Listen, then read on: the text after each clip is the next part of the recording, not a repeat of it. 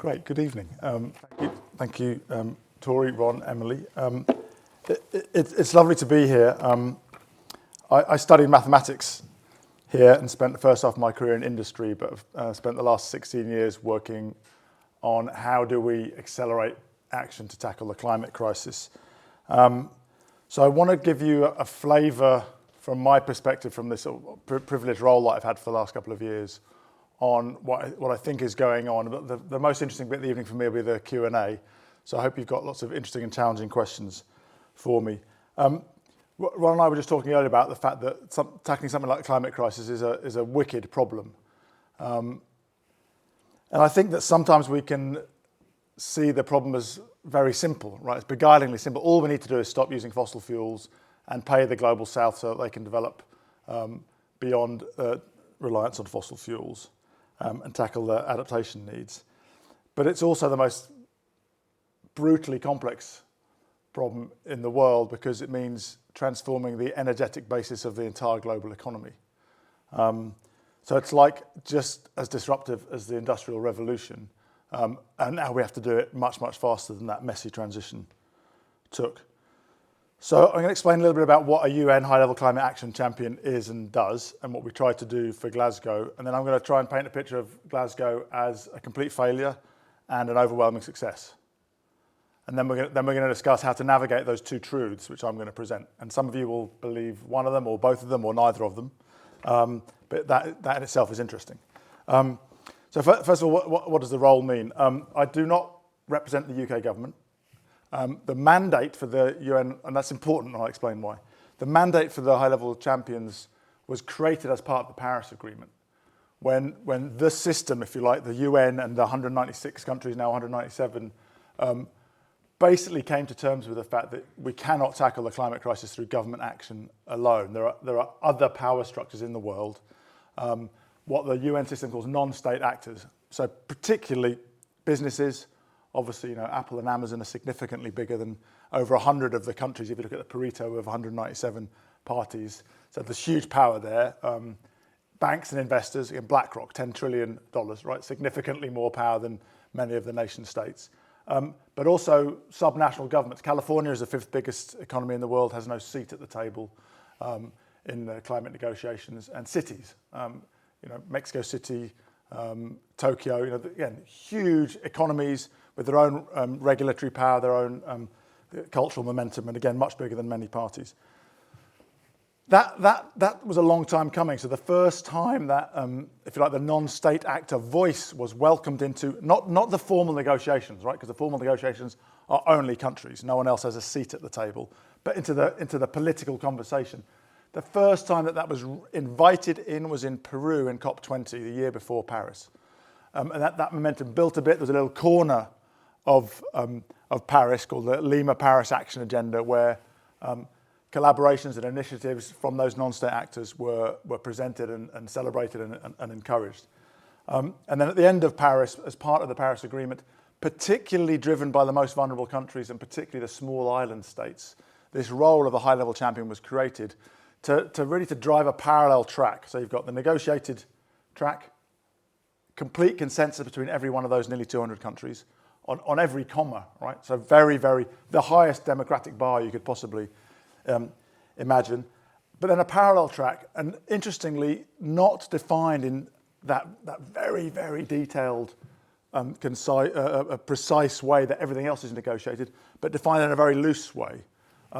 So the high-level champion's role was created to drive ambition and action amongst non-state actors in support of countries implementing the Paris Agreement. So mitigation, resilience, finance, the three pillars of the Paris Agreement. And there's always two champions, so each incoming president, so each country who has the responsibility for managing the negotiations process has to appoint someone. But the mandate, as I say, comes from all the parties together. So I was working with Gonzalo Munoz, the Chilean champion, and actually in Egypt just last week have appointed their high-level champion, Mahmoud Muhyiddin.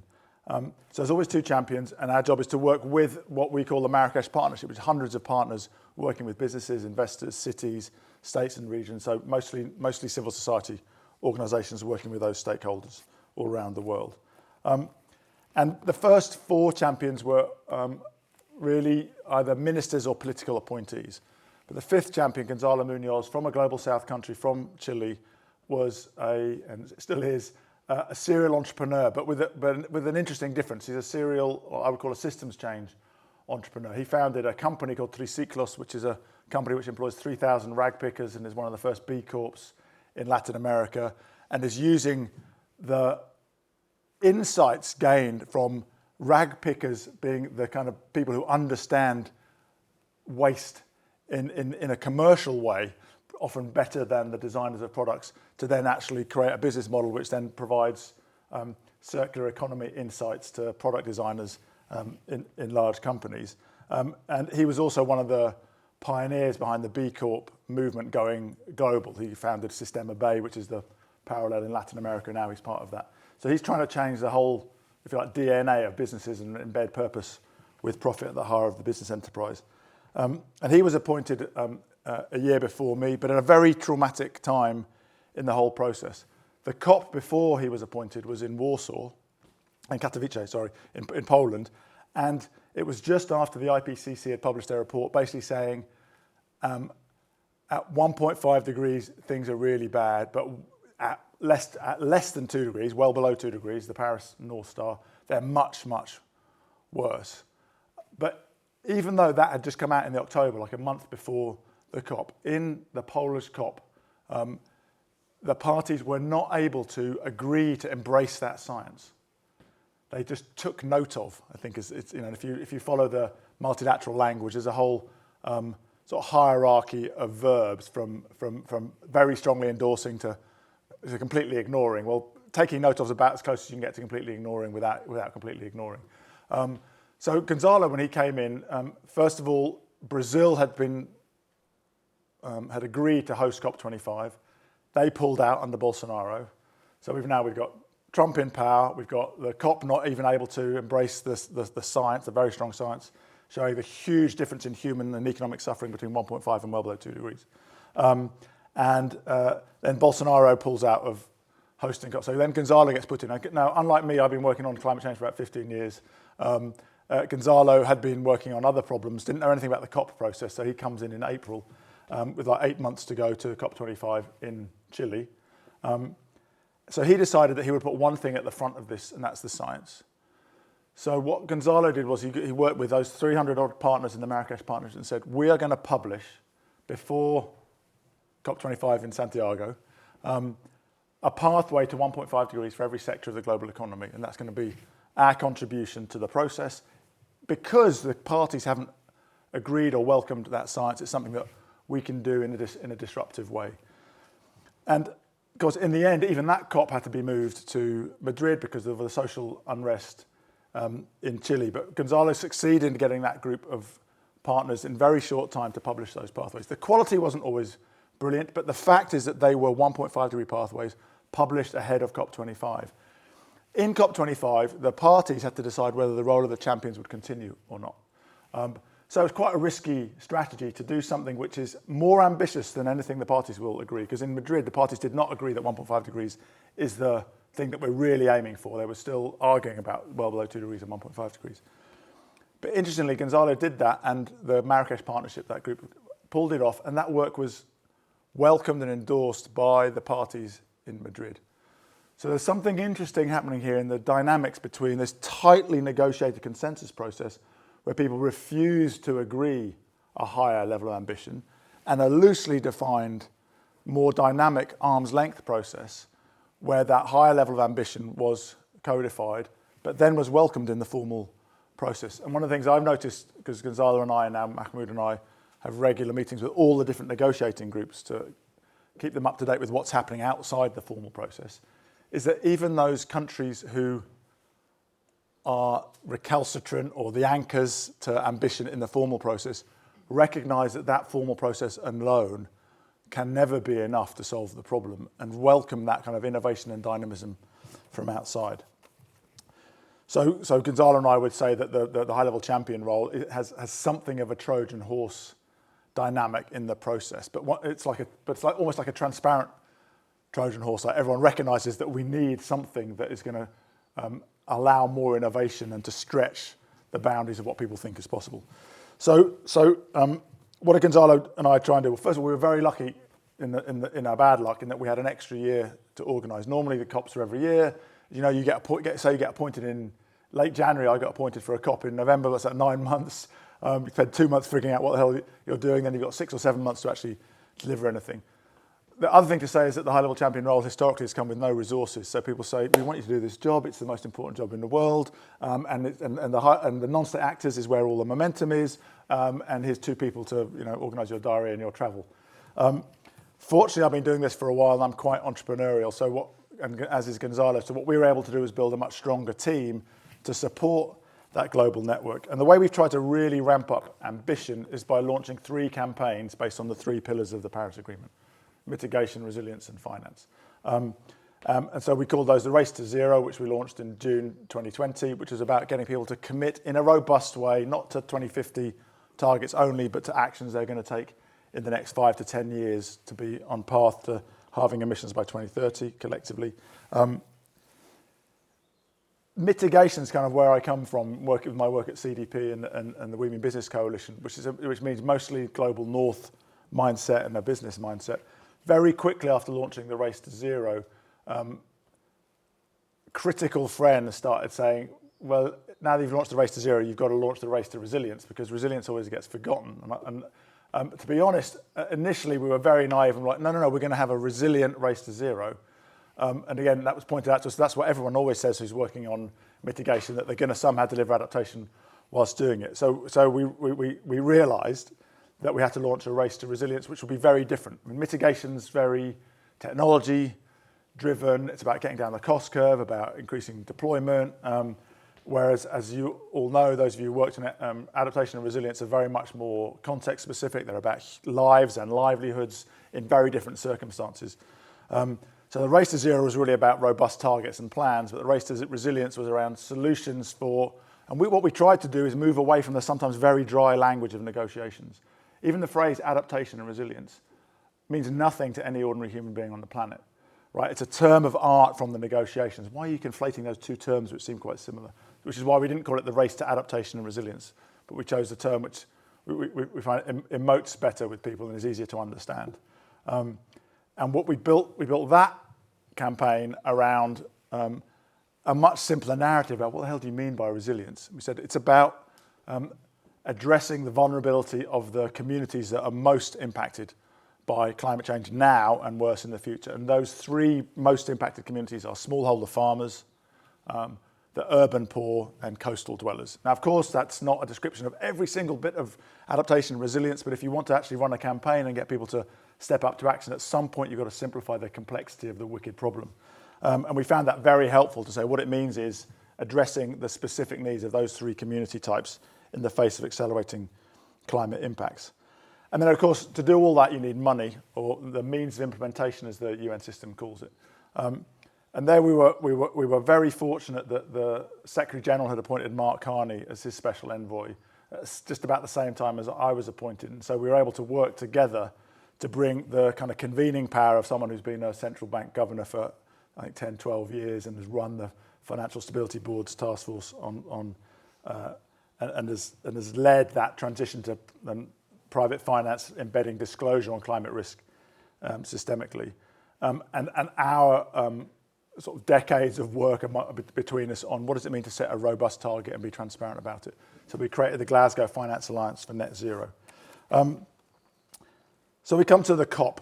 And as I say, I think you can legitimately read the COP as a runaway success or a complete failure. So let me explain why I think you can do those 2. I think a lot of it depends on whether you choose to watch the video or just see the still photograph. So if you see the still photograph of the state of the world's action on climate change at the end of COP26 in Glasgow, I was going to swear then, but then I remembered I'm being recorded. This is disaster. Right, we've known about this, the science of this, for decades, and emissions are still going up. the commitment from the global north to the global south made in 2009 for 100 billion a year still hasn't been delivered. There's a plan now to deliver it in 2023, maybe 2022. And progress on loss and damage, the issue of how to actually the poorest in the world deal with the fact that this is happening right now has kind of been kicked down the road. So, and there's loads more promises, but you can't believe people who made promises because why should you? They're all governments and businesses, so they're capitalists and politicians, and we know that they all lie for a living, right? So there's a very strong interpretation of what happened in Glasgow, which says all commitments are dubious. This is all greenwashing. This is still all being hijacked by a kind of oil industry lobby. And there's a legitimacy to that view because the greenwashing does exist, because promises have been broken, and because the trajectory we're on is still not getting us to 1.5 degrees. So that's the still photograph. If you look at the movie, though, and you look at the development over time, you see something very different. You see that the track we were on before Paris was completely catastrophic, after Paris less catastrophic, and now we're somewhere between 1.8, 2.4 degrees, depending at a real stretch of all the commitments being implemented. Optimistically, we get to 1.5. So there's been a significant increase in ambition in the system. So you could say that the Paris Agreement is working. The Paris ratchet was specifically designed to break away from the fanciful idea that you can get nearly 200 countries to agree everybody's target individually. Just think of the combinatorics of that, 200 times 200, right? That's a lot of bilateral disagreements that you can have in a consensus system where everyone has to agree everything. That failed, right, for 20 COPs, that idea that I'm going to agree with, I mean, just look at this room here, that would mean me agreeing with every one of you what you're going to eat tonight or what your budget's going to be for the next 10 years, and then probably treble the number of people in here, and every one of us has got to agree that with everybody else. It's just mind-blowingly in its complexity, and it didn't work. So Paris broke that deadlock by saying, okay, you're sovereign nations, you come up with your best plan, we'll agree the overall goal, and then we'll require you to come up with a more ambitious target every year. That ratchet's working, right? Remarkably, that ratchet's working. It's not perfect, it hasn't gone far enough, but if you look at where we were, it's working. Secondly, the detailed rule book of Paris, which was required to be completed, was completed in Glasgow. Lots of very detailed, geeky, technical things on what data needs to be reported by everybody and what data tables and what timescales. But again, the sort of stuff that you can disagree on forever if you don't have an appetite for consensus decision-making. That's all been delivered. It's swept away now a whole backlog of difficult technical conversations, which means we can focus more on solutions. Glasgow also delivered way more urgency than anyone who's followed the process, again, who's been watching the video, thought was possible in Madrid. Again, in Madrid, no talk of moving from a 5-year review of targets to a 1-year review of targets. No chance of agreeing 1.5 as the consensus North Star instead of well below 2 degrees. No chance of saying that we've got to reduce by 45% collectively by 2030, and absolutely no way there'd be any language about phasing out or down or anything else with fossil fuels, including coal. So all those things looked at from the trajectory are all breakthroughs. And then you've got all the momentum of now bringing in the real economy. 5,000 businesses committing in a robust way to net zero, 450 GFAN members with all of the capital behind them committing to financing the transition to net zero. So where are we? Glasgow is a complete failure and a runaway success, depending on your perspective. I put it to you that it's important to hold both of those truths together. If you believe only that it's a complete failure, that's the counsel of despair, which leads only to pull down and to give up or to give up hope. So you either lead to stone throwing or apathy.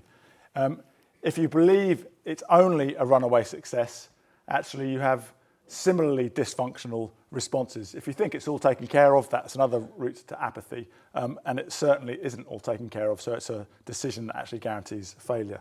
So I think it's important that we hold those two truths in tension, that yes, there's real acceleration and momentum, some real problems are being solved, there's much more ambition, much more urgency, and yes, we're not by a very long way on a trajectory which gets us to 1.5 degrees in a resilient way, and there's lots of very valid reasons for skepticism, which means that holding those accountable to their commitments is going to be really important.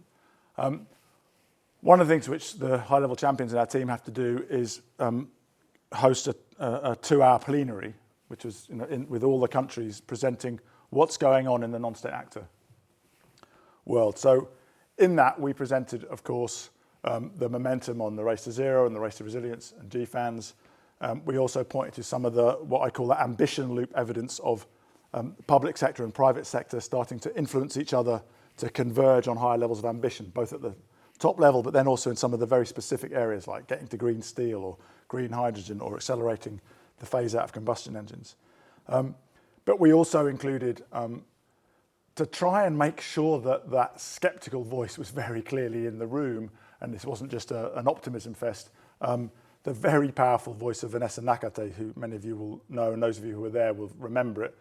And those are the words that are most seared in my memory coming out of Glasgow. And she said, pretty much verbatim, "We don't trust you with all these promises, but we really want to. Please prove us wrong." So my job for the next 8 months in this role, and then for as long as I'm able to do anything useful after that, will be to prove that legitimate voice of skepticism wrong and make sure that that movie keeps running so that the momentum eventually meets the size of the challenge and the need for us all to act much, much faster to get to a resilient net zero future.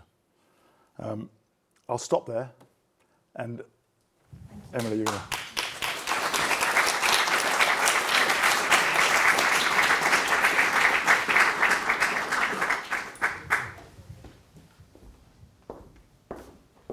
Well, hopefully that was all super interesting and inspiring. I'm sure you've all got lots and lots of questions, so please do have a think. Our colleague Angela will be roaming with a mic, and we do need you to have the mic, introduce yourselves and ask a question, just so that we can record this effectively.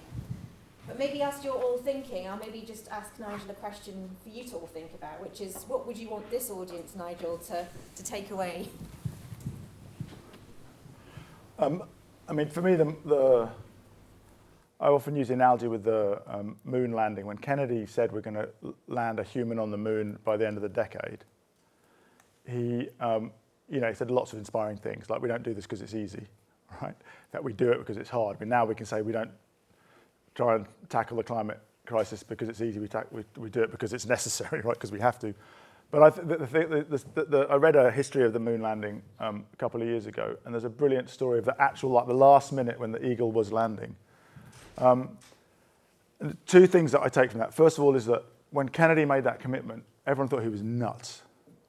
All the experts said, there's no way you're going to get to the land on the moon. The best mathematicians in MIT said, we don't even have the mathematics to calculate an orbital trajectory.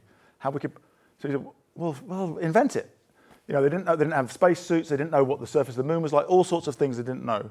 Of course, this is really the birth of the modern computing era, because there were no computers, right? The very rudimentary computer that landed on the moon has way less power than in a sort of baby toy now, right? So the first thing I take from that is that if you insist and back the innovative capability of human beings, then we're capable of amazing things. And one thing I observe is that weirdly in this climate crisis, we found ourselves losing confidence in our ability. For example, in the UK, it's great, we've got a net zero 2050 target, but the Climate Change Committee has got a net zero 2042 scenario. It's called the tailwind scenario. It means it's the scenario which 8 years different. I'm like, why? My dream for Boris Johnson's mic drop moment was to say I've decided to move the target forward from 2050 to 2042. So I think we need to back ourselves much more. And the second thing is when that Eagle was landing, about 40 seconds before it landed, the computer went dead. So Mission Control had to make a decision. Do we continue risking the loss of the 2 astronauts and all the equipment, or do we abort and use a little bit of fuel that we've got left whilst we still can to go back up to the orbiting command vehicle? And that decision had to be made by 2 young engineers, one in NASA and one in MIT, who had both been teenagers when Kennedy made his speech. Maybe it's obvious to you, but it wasn't obvious to me when I was studying here, is that within a decade, many of you will be in the positions of huge influence in critical decisions in businesses, in cities, in governments. And that's the thing that I would like universities around the world to be clear that they're preparing young people for lives of impact, not just lives of extraction. That the educational model needs to be one which meets the needs of society, which is to solve huge problems to make a better world for everybody rather than just to aggrandise individuals. Yeah, no, I think that sense of taking personal responsibility for what's going to happen in the future is really important. Hands up. Any questions from the room? Yes. Thanks for coming, Nigel. I've got a question about agency. I think with your entrepreneurial background, we can both agree that agency is important in any organisation in getting anything done. But it seems with climate change that everyone is pointing at someone else or somebody else. Governments are pointing towards businesses towards people. It seems like a loop. Where does the agency actually lie? Who's mainly responsible for the crisis and who's mainly responsible for solving it? So I don't think anyone's mainly responsible or anyone for either causing it or solving it, because it's systemic and we're all embedded in it. Right, and many of you won't have pensions, right? But most of your parents will have pensions. Everybody has a pension as the simple requirement that their pension provides for them when they retire, right? But what that basically means is they want their pension to accumulate wealth faster than inflation, right? Well, that means that they've been invested in this kind of perpetual growth machine, which has pushed investment, for example, in fossil fuels. So I think that there are people with more agency, but I think it's a mistake to think that anyone's got primary responsibility. I mean, the way we try and think of this is very systemically, and I have a kind of diagram I've drawn 1,000 times, but there's 5 or 6 main levers. So I try and, you know, breaking down a systemic problem into component parts always does some damage to the truth, right? But you have to do it at some level in order to act. You can't act at the level of the whole. You have to. So I always think of it, because I'm coming from an industrial side, we need to decarbonise our economy. So I think of a sector like steel. So what are the main levers? There's a supply side lever, what do steel manufacturers do? There's a demand side lever, what do companies or cities or governments who buy steel do? And of course, this is mainly a business-to-business sector, so there's not such a strong role for consumers there are others. Who's financing that? So what does the finance sector do, both banks and investors? What signals are coming from civil society? I mean, they could be a consumer signal, but in this case, it could be a campaign signal, the new uses of the law. I mean, there's lots of different things come out from civil society. And of course, there's a policy and a technology. So all of those things have to be lined up for society to move. You know, you can't just be one car company says, I'm going to buy zero carbon steel when no one else does. And they're all feeding back on each other all the time. When we really start to motor is when everybody starts moving a little bit more and gaining more confidence because they see everybody else move. And that's the dynamic that leads to what we normally see in industrial transformation of exponentials that eventually run away. And the example that I would use that I have used the most on that is electric vehicles. You know, after Glasgow, I was saying publicly that I think we can get to the end of the combustion engine by the early 30s, and I bet that one of the car manufacturers will commit to phasing out combustion engines by 2029. Every single person I spoke to thought I was completely nuts. Right now, we're in a situation where that's coming true. The UK's got a 2030 phase-out date, a lot of the vehicle manufacturers. So the mainstream thinking in 2015 was that we'll still be buying combustion engines into the 2070s and 2080s. So but then you get, you know, Paris and London push for clean air zones. You get, you get, of course, Tesla disrupting and making people realise that actually you can solve this technically. Then you get the UK and France saying 2040. Then you get Mercedes saying 2030. So then you get some investors starting to say, wait a minute, what's your investment strategy? So everybody takes confidence off everybody else. It's very hard to be way out, especially as an incumbent. It's different if you're a disruptor like a Tesla. You just bet on a different future. But most power is embedded in current power structures. So mayors, ministers of industry, chief investment officers, CEOs. So it's very difficult for them to move a long way away from what everyone else is assuming the future is going to be. So that the agency is in knowing that every small little ratchet can contribute and does contribute over time to that exponential runaway. Thank you, Nigel. So lady here, gentleman there. Hi.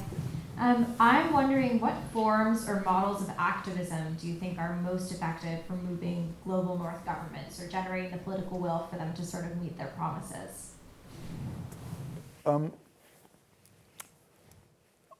I think it's mixed, which is why you need an ecosystem of activists, right? If it's only angry activism, then it runs out of power. So, but I have seen very directly, like Fridays for the Future and Extinction Rebellion, being acknowledged as changing the politics from a ministerial point of view. So that changes the politics. So that kind of activism is really helpful because it's a very clear, like, we are pissed off, we're not going to stand for it.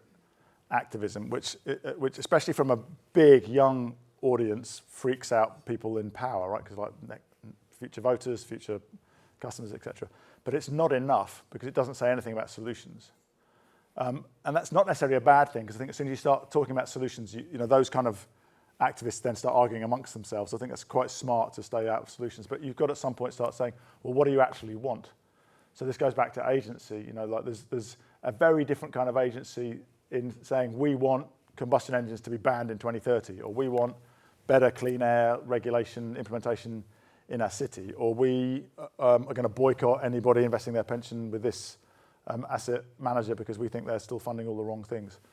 So I think it's a mixture. I think that as the kind of realization that we really are going to go to net zero and we have to, so the only question is how quickly. There are new forms of activism like legal activism, and there's some you know. One of the things that, I mean, we held like a futures lab in Glasgow on the use of the law as a lever for systems change. And one of the things that I had learned in the run-up was the race to zero had been cited in the Shell case, right? So it's very interesting that, you know, I never knew that we were creating soft law, right? So I think there's thousands of different levers. I think the thing that's often missed, though, is thanking leaders you don't like for things they do well. Because, you know, particularly sort of senior political figures, they live in a very rarefied world where mostly they're just being criticised all the time, and often validly, right? So I'm not suggesting stopping criticising, but when somebody you don't like politically does something good on climate change, you know, my advice would be to go out of your way to let them know that you like that thing they did on climate change, because then that's part of creating a feedback loop where they're like, oh, wow, maybe I'll do more of that, because maybe then I'll have more people who don't like me say that they liked what I did. So I think there's lots of different levers. I like that. The gentleman here in the blue shirt.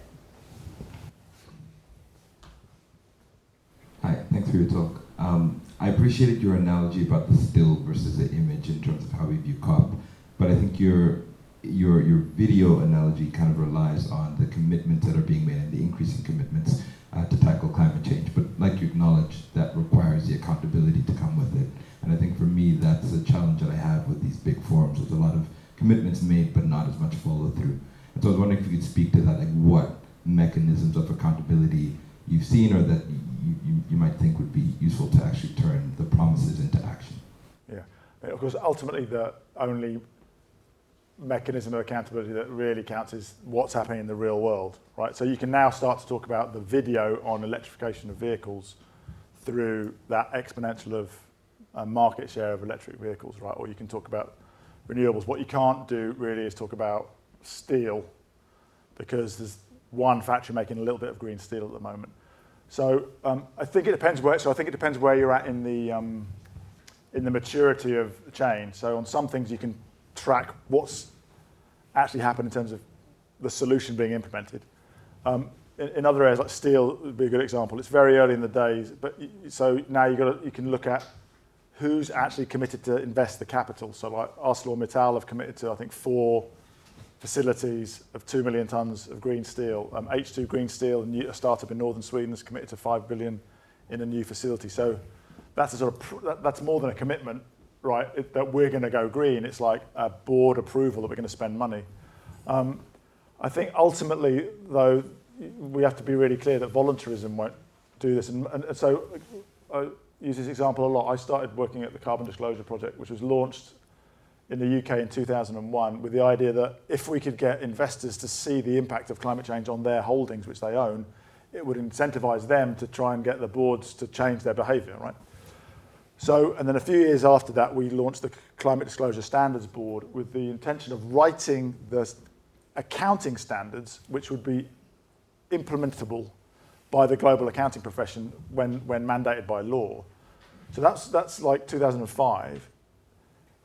That led to the Task Force on Climate and Financial Disclosure, which Mark Carney launched with Mike Bloomberg, who basically took all that NGO work into a more formal setting, but so more sort of supported by the market rather than initiated by NGOs. And finally now in a few countries we have mandatory carbon disclosure.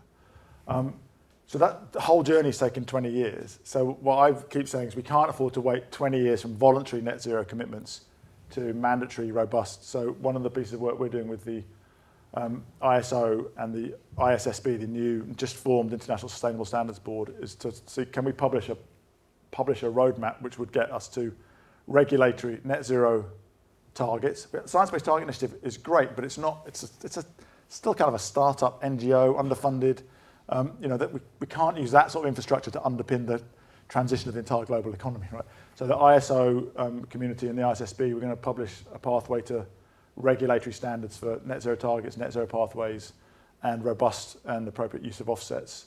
All the bits of the jigsaw puzzle that are open to being gamed if they're not robust enough, and will not cover everybody if they're not mandated. I mean, you can have 50% of the people voluntarily agreeing to something, you still have 50% of the people, we have to everyone to move. So I think the only route is to standards through embedding in capital markets through accounting standards, and so there's this formation of the ISSB is encouraging, and Rishi Sunak announced that UK listed companies will have to publish their transition pathways, which is also a really good way of accelerating that, because that means within a couple of years people will have to publish something.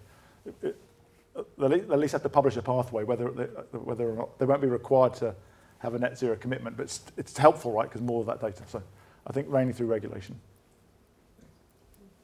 There's a gentleman,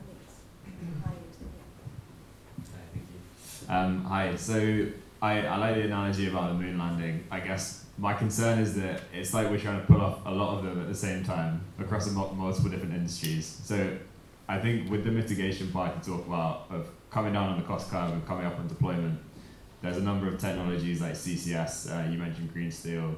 I think we're kind of imagining that the same thing is going to happen for solar, or the same thing that happened for solar is going to happen across lots of technologies we're relying on that we don't have great evidence are going to kind of pull off.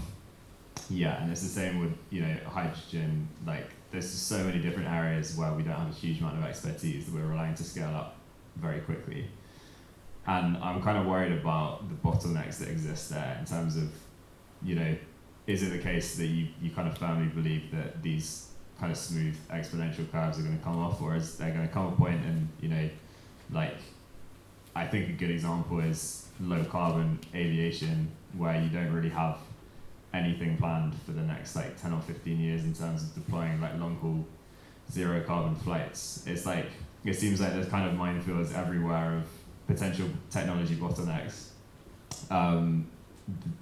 So I think my question to you is basically, are you worried about those specific bottlenecks? Do you have faith that we're going to have a kind of clean deployment path just because everyone's buying into it? I think to have faith would be faith, and that would be folly.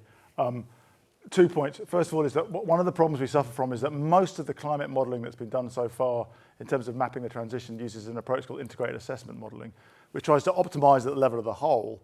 So it basically says, here's what would need to happen in every sector to get to net zero by such and such a date. And I'm like, that's a pretty stupid approach, because A, there's no redundancy, right? It tries to optimise the whole. So if I want to get to net zero across 10 complex technological transitions, I want every one of those to be targeted to go faster so that there's some slippage in the overall plan, right? So I think there's lots of problems with the predominant approach to modelling the transition. You definitely want to make sure that you've got more ambition in every sector than just scraping over the line.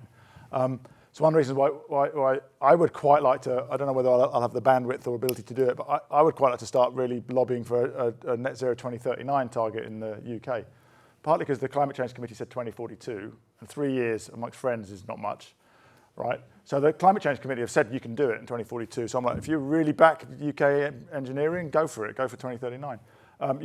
You see what's happening now with the Ukraine war. Suddenly things that were impossible are being pulled forward by 10 years, right? So we know there's lots of slack lots of plans. So absolutely agree. We shouldn't be relying on scraping over the line in every sector and assuming that they're all successful and by magic we get there on December 31st, 2049. Yeah, and you definitely shouldn't have faith, but there's an interesting thing here, like Moore's law. It's not a law. It's an assertion of our collective ability to keep innovating at a rate which is exponential, like doubling. So there is something interesting about, Soros talks about the reflexivity of our beliefs of the future and our actions. So, and I've seen this in the work I've done with the car. When the car companies start to believe that the world's going to only want electric vehicles in the future, then they start investing, thus creating the products which people will buy. So there's a reflexive relationship between what you believe will happen and what you do.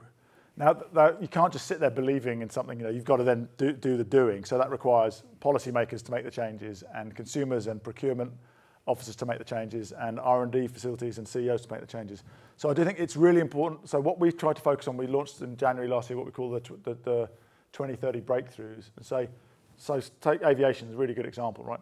In 2020, 0.01% of aviation fuel was sustainable aviation fuel. 0.01%. Right? So what we've worked a lot on is drawing S-curves and then trying to say, look, this is an S-curve which would, an S-curve, I can draw an S-curve, on a blank sheet of paper that goes from 0 to 100, and you can tweak the parameterization depending on how steep it is, right? But and so that's what we have to get to. We know we have to get to 100. We know we're effectively at 0. We know heuristically that in the past these things always go exponential. Of course, they asymptote to 100. What does that mean? What would it mean to be on that curve by 2030? So that's a more relevant question than what do we think the current policies add up to? Because when you publish something which says current policies don't get us to where we need to be, that's a kind of badly framed research question. Of course they don't, because policies are always improving. The world of 2030 is not dictated by the policies of today. It's the policies of today plus all the dynamic changes. So what we've done is, and what we try and do is get as many non-state actor institutional players who have power, skin in the game to converge on that same 2030 goal. So in this case, 10% SAF by 2030. It's only 10%, doesn't sound like much, but it's 1,000 times where we're at in 2020. So if we got there, would be on the exponential, which would then, by then, people would be saying, oh, we can get to 100 by 2039, right? So if you focus on the 100, it overwhelms people. If you focus on the rate of change to go exponential, it empowers people because it starts to feel more doable. Another lovely example is the CEO of Saint-Gobain, which is a big glass manufacturer. He's told his team he wants them to make the first 1,000 tons of zero carbon glass, and he doesn't care how much it costs, right? Because he understands the learning effects and process. So a lot of what I think we need to do now is get as many people as possible agreeing on that midterm goal, which you can count in numbers of factories or billions of dollars of investment, which goes back to the accountability point. So if we've got to get to 100 million tons, on that exponential, we need to be at 10 million being built by the end of this year. Are they being built or not? That becomes a yes-no question rather than how do you judge the quality of the target. So, yeah, I think there's an element of faith because that's the way we work it reflexively. The more we believe something's going to happen, the more it's de-risked our action in the present. But it has to be every one of those actors, back to the agency question, supply side, demand side, technologists, investors, policymakers, civil society, pulling on their levers which get us to that short-term goal. But we shouldn't be talking about 2050 only without talking about something real in the next 5-10 years. That really is fantasy, right? Because we know hardly anyone making those commitments today is going to be in power in 30 years. Thank you. There's a lady over there that I think had her hand up early on.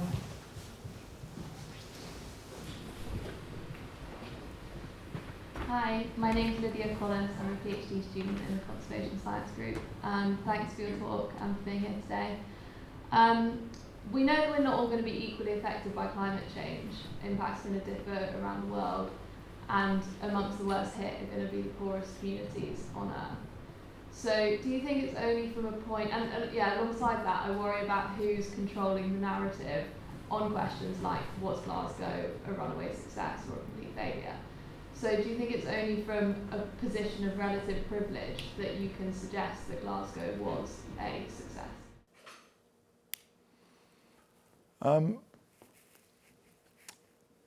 Relatively, yes. But for example, I'll give you two examples of which subvert that as a simplistic definition, right? So one, I would say a global women's indigenous rights leader that I know from Chad got very angry about northern civil society organisations describing Glasgow as being the most exclusive COP ever, because she had seen the efforts that had gone to make sure that people could participate, right? And there was more people participating in Glasgow than ever, right? So that's somebody from the other side of that. That wasn't, and then on the other hand, I see privileged global north civil society organisations trying to shut down the whole conversation around any legitimate use of offsets, where their counterparts in the global south are saying, wait a minute, this is one of the only ways we can see any real capital transfer to our communities, and we're already seeing it working and sending my cousin going to school. So I think the power imbalances of the elite work on controlling the narrative, whether it's both the two narratives. I think it's more controlled by the global rich north civil society organisations saying it's a failure, and other voices saying it's a success, which is why I try and say I think it's legitimate to see both, not to try and, if anybody tells you it's only a success, everything's fine now, or it's a complete failure, then that's a very politicized choice to be blind to lots of the realities of this complex transition. Thank you. Wow, I think we've only got time for probably 2 more questions, so maybe just we take one over this side, Angela, where you are, and then we'll come across here to the lady in the green at the back.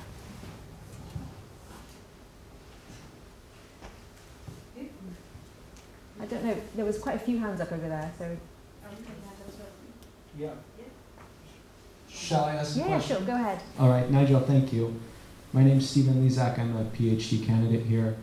I also work at the Rocky Mountain Institute and the Smith School at Oxford, so I'm very familiar with your work. It's difficult to think of how much the world has changed between this evening and when I signed up for this event. We've had the world's 4th largest emitter of greenhouse gases commit probably the most unexpected violation of international norms that we've seen in 80 years. And the world's 1st largest emitter has essentially stood by silently, in addition to the world's 3rd largest emitter. And so it begs a question: what is becoming of the post-Cold War world order on which so much of our international climate diplomacy is founded? And obviously these are early days of this new world, but I'm wondering if you could just speak briefly to how we should think about this and what lessons we should onboard as we go forward. So it's a bit too big a question for me to try and digest, given the recency of events, but let me just sort of sketch some early thoughts. Right? I have become less and less concerned about our ability to drive the transition to net zero emissions, because I see policymakers, citizens, capital markets, industrialists all waking up to the inevitability of us getting there. Like, ultimately we're going to have to get there, and so it starts to become competitive and easier because more and more people start moving. But I have become more and more concerned, initially because of the sort of asymmetric COVID response, about the ability for the current world order to address global crises in a way which doesn't always exacerbate asymmetries. So that's why I'm really pleased to be working with Egypt, who's put itself forward really as a champion for Africa. And more and more of historically my work's been nearly all on mitigation and technology. It's kind of what I'm comfortable with, and more I'm realizing the work on resilience and mobilizing climate finance is crucial. But again, I think a lot of the traps are often that we naively get stuck in old framings. Like, if you listened to a lot of the headlines coming out of climate conversations around resilience and loss and damage, you would think that the only thing that we needed to do was get to maybe 110 or 120 billion of global north money flowing to the global south, and a new fund for loss and damage. But those are almost certainly necessary parts of the solution because they're part of a sort of covenant of trust, as Alok Sharma would say.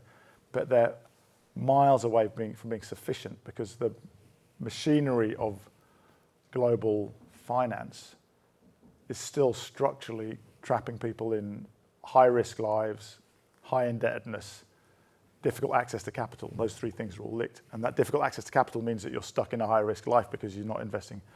So I don't know how. I think you're in scenario worlds where the scenarios are quite wild now because of the starkness of the shock of the intervention. So my hope would be that maybe there's a wakening up now that actually we can go much faster and that being addicted to hydrocarbons is a geopolitical risk, but that also the huge inequalities in climate impacts is another form of geopolitical risk and conflict multiplier. And actually the whole world would be better off if we had something like a green Marshall Plan for people and planet, which is something that I think, though, requires reform of all the Bretton Woods institutions, so it's quite a big ask. The lady in the green top at the back. Thank you. My name's Bronwyn. I'm from the Cambridge Institute for Sustainability Leadership. I was conscious that most of the examples in the discussion is really focused on mitigation and what's happening around carbon, and I wanted to bring the resilience back into the conversation if you had any sort of specific examples of what was being done in that space, and particularly the integration of physical and transition risk. So are there ways where, say, unintended consequences from monopops, etc., are being explored? Is this part of the conversation, or where does it sit at the moment? Yeah, so a couple of thoughts about... it would cost us about $100 billion to secure and then rebuild 20% of the world's mangroves. Communities that are still protected by coastal mangroves have way less human and economic damages in the event of climate events. So, in fact, the research that I read says that the benefit of that 100 billion would be about $1 trillion. So it's like, I'm like, wait a minute, what's going on? So there is a global mangrove alliance. Interestingly, one thing I discovered in Glasgow was that both the UAE and Saudi have significant mangroves and significant money. So actually I'm going out to the Middle East in a few weeks, the Middle East North Africa Climate Week. So one thing I'm going to do is talk to them and say, could you kickstart the process which gets us to 100 billion? You know, could you de-risk it? Again, it goes back to the contentious issue of carbon offsets. But could you de-risk it such that 10 or 20 billion of sovereign money crowds in at 80 billion of private money, so that those and of course that's a mitigation and resilience, right? Because you're drawing down carbon and creating resilience. Another thing, there's I think a very exciting initiative which no one knows about called Insu Resilience. German government and insurance industry led, with an objective of by 2025 having 500 million more people with insurance cover, and they're already at 150 million more people.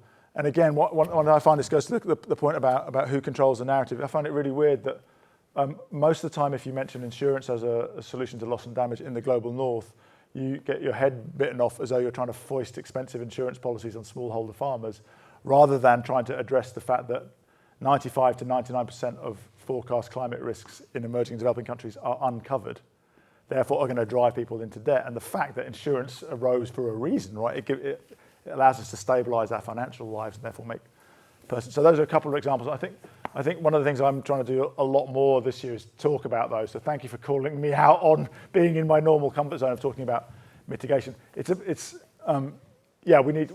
need to remember this moment when you called me out on not talking enough about the solutions for resilience, because they do exist. They're more contextual, and they're not as simple as one exponential curve. But I do think that in almost every case, there's an important interaction between public and private that is going to be necessary to unlock the investment at scale that's needed. Thank you so much. I know we've run out of time, I'm afraid, for questions, but we do have some networking followed straight after. But Does that mean alcohol? It does. Okay, well, I'll stay then.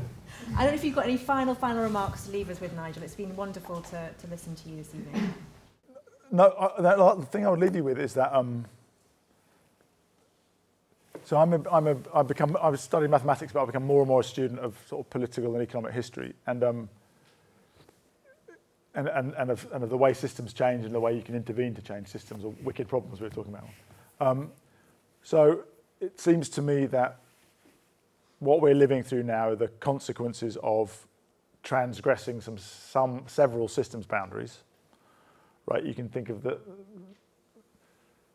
planetary boundaries that Johan Rockström talks about, or the planetary and social boundaries that Kate Raworth has beautifully summarised them. And that systems have a way of responding when boundaries are transgressed. So I mentioned earlier, one of the books that I found most helpful is Carl Polanyi wrote a book called The Great Transformation, about the kind of systemic response to the kind of mad experiment in free market capitalism in the 19th century, you know, where labour prices were allowed to float all the way to zero, right, with the really ugly consequences. But interestingly, over a multi-generational timescale, that led to a systemic response in the form of organised labour, trades unions, the labour movement, then legislation, you know, health and safety at work, child labour legislation, ultimately to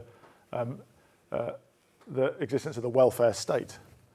Now, I kind of think probably you have to think in terms of multi-decades for the kind of transformation that the scale of transformation, there's so much embedded DNA in every structure of society. So on the one hand, I would encourage you all to be really, really impatient. But on the other hand, to know that you're going to have a life of working on wicked problems that is, in a way, really exciting. Because like when I look back at my time here in the 80s, and one of the things that pisses me off is that no one once took me to one side and said, you know what, you're one of the most privileged people in the world being educated here, and there comes a responsibility with that. It was a time of sort of unfettered free market capitalism where everyone was just in it for themselves. Right? I think it's much more exciting to be working on a collective project which is not just about self-aggrandizement or self-enrichment, but about making the world a better place. So, you know, thanks all for your interest, and I know that most of you, if not all of you, are working on being part of the solution to the wicked problem that Ron talks about, and I wish you all the best of luck, because we need all hands and all minds on deck. Thank you. Thank you so much.